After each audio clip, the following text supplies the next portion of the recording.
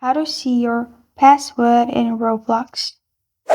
Hi everyone, I'm here to assist you today. Without any delay, let's jump right in. First, open Roblox on your device. Make sure you're logged in. Then open Chrome. In Chrome, click on three dots at the top right corner of your screen, which will open all these options. Click on Settings in here. After you click on Settings, simply scroll down and click on Google Password Manager. After you click on Password Manager, you'll find all these options. Simply scroll down till you find Roblox.